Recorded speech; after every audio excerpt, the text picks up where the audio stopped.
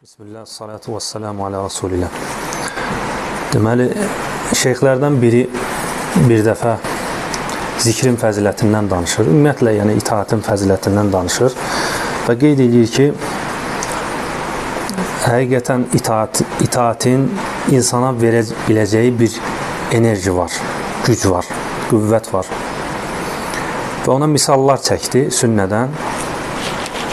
Misal, deməli, Peyğəmbər sallallahu aleyhi ve sellem bir gün qızı Fatimə radiyallahu anh'a ona yorulduğundan şikayət edir ki, yəni ehtiyacı var o köməkçiyə.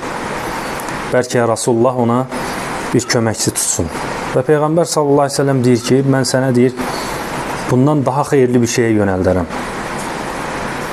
Və sən deyir, yatmamışdan qabaq 33 dəfə Subhanallah, 33 dəfə Elhamdülillah, 34 dəfə Allahu Ekber desən, bu sənə qulluqçudan daha xeyirli olar.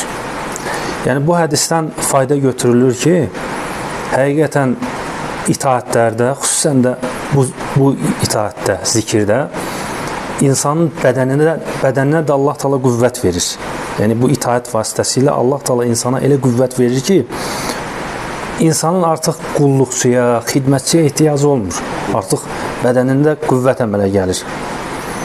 Və buna dəlil doğrudan Allahın kitabında da var.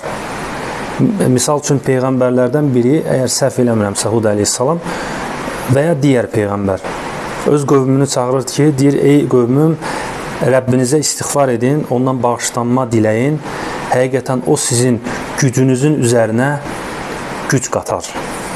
Yəni, sizin qüvvətinizi daha da artırar. Yəni, bu göstərir ki, insanın istiğfar etməsi, Allah'a xatırlatması, itaat eləməsi onun bədəninə də qüvvət verər. Yəni, bu itaətin, ibadətin faydalarından biridir. Bu, dünyadakı olan faydasıdır. Amma əsas da, yəni, təbii ki, bizim məqsədimiz itaətdə, ibadətdə Allahın razılığını qazanmaqdır. Yəni, əsas məqsəd odur. Yəni, ibadətlər bilirik ki, qəbul olması üçün ən önəmli məsələ ixlasdır və onunla bərabər mütabəə, Peyğəmbərimiz Muhammed sallallahu aleyhi ve sellemə gətirdiyi sünnəyə uyğun əməl etmək. Yoxsa əməl qəbul olunmaz.